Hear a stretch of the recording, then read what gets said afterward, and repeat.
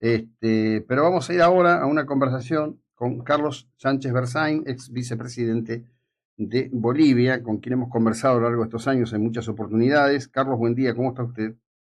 Buen día, yo no he sido vicepresidente de Bolivia, Ah, yo he sido ¿no? ministro 5 veces Ministro, y sí. soy ahora director del Inter-American Institute for Democracy en Sí, Estados Unidos. sí, señor, discúlpeme la amarrada. No, no, Este, no, no, está bien aclararlo, no pasa nada. Al contrario. gracias. Bueno, con usted hemos hablado muchas veces, usted nos ha ilustrado en muchas oportunidades sobre lo que estaba pasando en el continente sudamericano, en nuestras naciones, todo lo que tenía que ver con una línea de pensamiento y acción que se financiaba desde la Venezuela de Chávez. Evidentemente el escenario ha cambiado y mucho, y me gustaría escuchar su análisis al respecto. Lo que está pasando en las Américas es el cambio geopolítico global que se produce a partir de que el presidente Trump llega al poder en Estados Unidos y prioriza la seguridad nacional de los Estados Unidos como elemento central de su gobierno, lo que cambia la política exterior y empieza a cambiar la geopolítica mundial.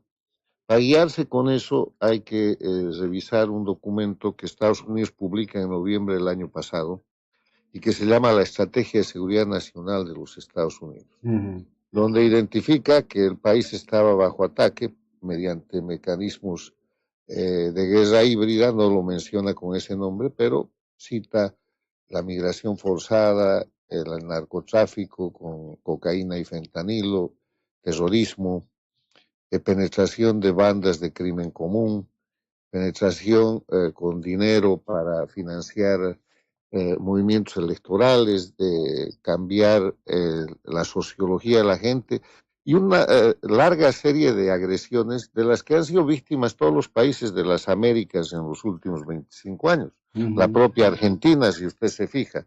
Y en esa dinámica lo que tenemos es un cambio de política que se produce a través de lo que en principio se llama la identificación de los narcoestados, señalan con gran rapidez a Venezuela, el cartel de los soles, Nicolás Maduro, después pone en marcha la operación Lanza del Sur y finalmente el 3 de enero de este año apresan y llevan a la justicia a Nicolás Maduro, que hoy día es el reo Nicolás Maduro. Todo eso ha producido un cambio en la región donde los gobiernos democráticos han entrado en la misma línea de defensa de la democracia. Ahí vemos a Argentina con Milei, vemos a Paraguay con Peña, vemos al Ecuador con Noboa, vemos a Panamá, Dominicana, El Salvador, ya son 17 países que han formado hace unas semanas lo que llaman el escudo de las Américas, que es básicamente la señal de que las democracias van a desarticular todo el narcoterrorismo y el crimen organizado que existe en la región. Y usted puede ver como efecto de esas operaciones en todas partes. En la Argentina es muy claro el panorama, la frecuencia de operaciones antinarcóticos, el destape de temas vinculados con corrupción. Está pasando lo mismo en todas las Américas. En el Ecuador se llevan adelante operaciones abiertas Mm. en conjunto con el Comando Sur, que está operando en el Ecuador. Bolivia ha capturado al narcotraficante Marcet, que vivía ahí hace años y todo el mundo lo sabía, pero no lo capturaban.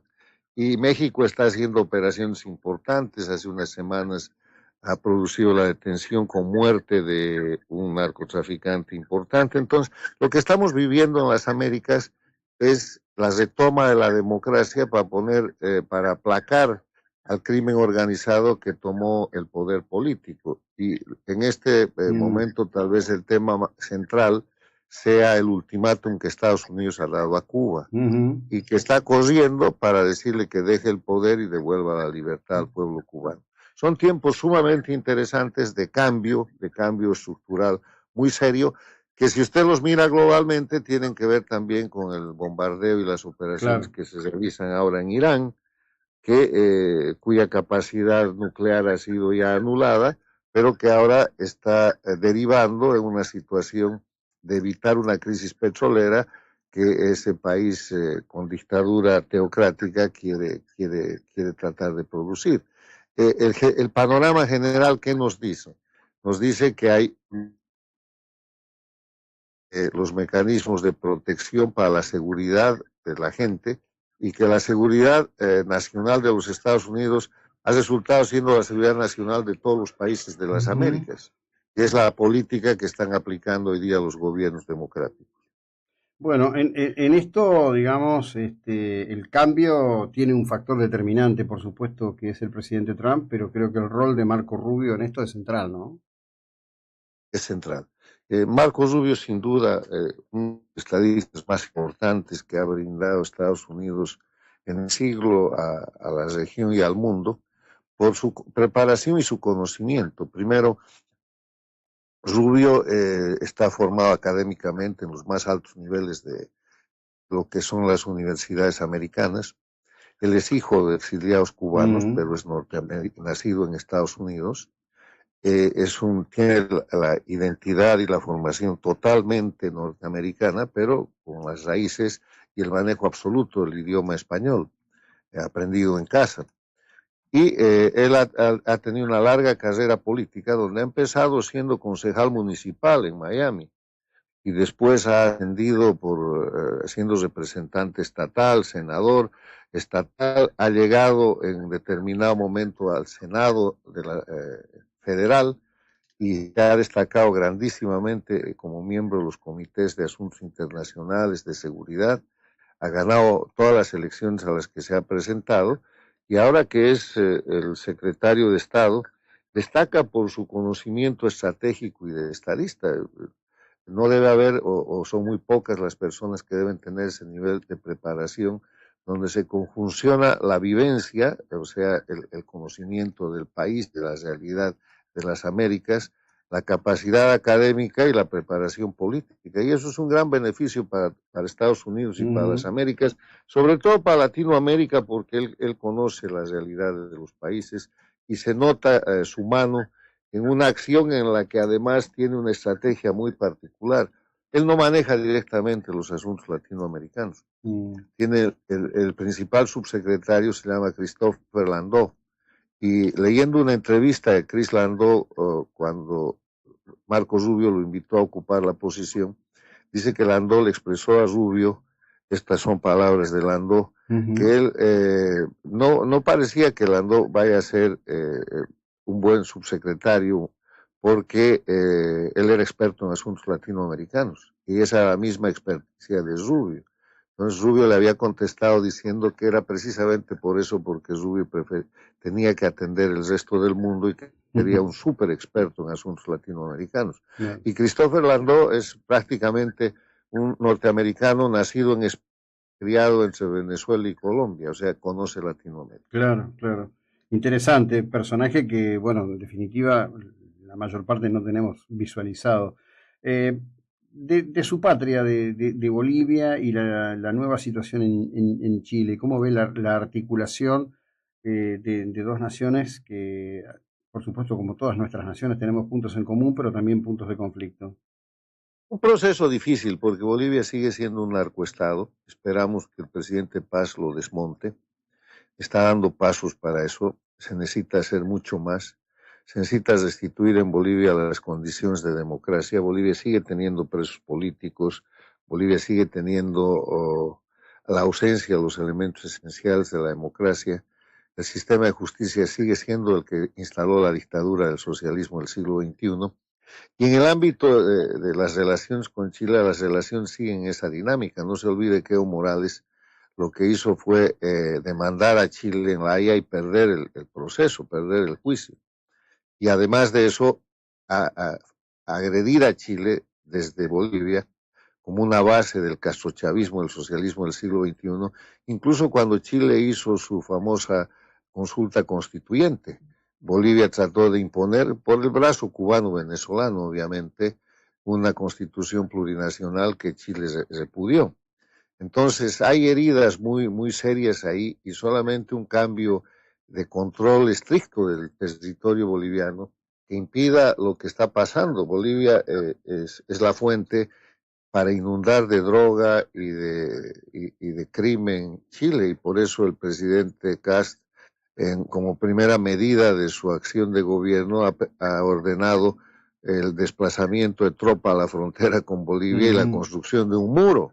Entonces hay que generar condiciones dentro de Bolivia para dejar de ser una amenaza para los vecinos, porque Bolivia en este siglo ha sido la base de Cuba y Venezuela para agredir a todos los países vecinos. A Chile, a Argentina. Con la Argentina no era necesario cuando estaban los Kirchner ahí, o estaba Fernández y la señora Kirchner, pero después es una base, ha sido una base iraní, cubano, venezolana, del narcotráfico que todavía no se desmonta. Paraguay bajo amenaza, el propio Brasil.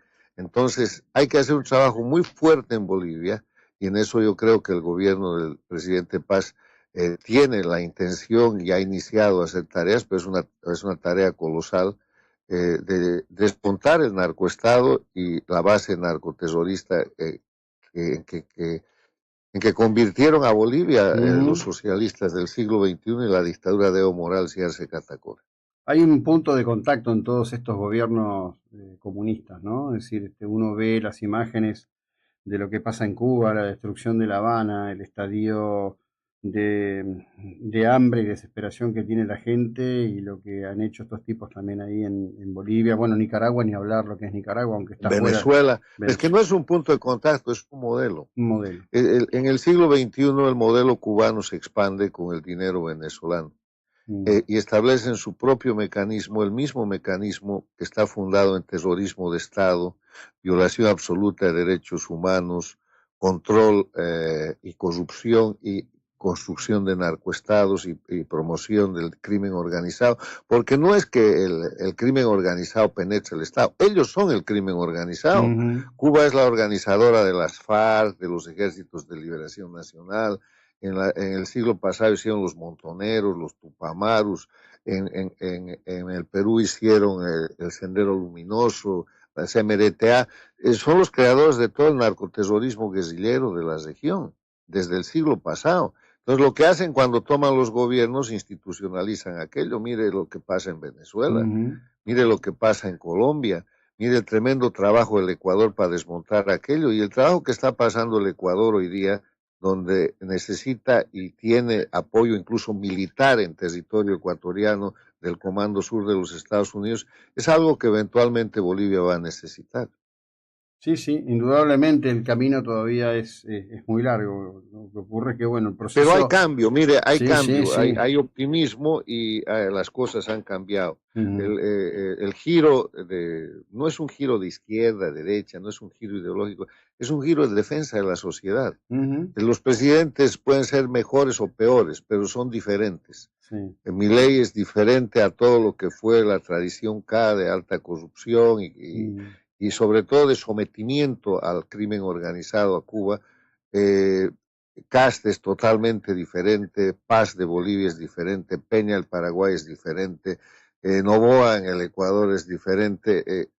Colombia sigue teniendo un presidente paradictatorial que es Petro, subordinado a Cuba y al crimen organizado, lo mismo que Brasil con Lula y México con Sheinbaum, pero este año hay elecciones en Brasil y en Colombia, y es muy posible que los candidatos, que Lula pierda frente al senador Bolsonaro, hijo del expresidente Bolsonaro, y que Petro no pueda hacer elegir a su candidato oficialista. Entonces va a quedar como único gobierno paradictatorial México, y para ese momento se espera que algo haya pasado en Cuba. O sea, el cambio geopolítico es total.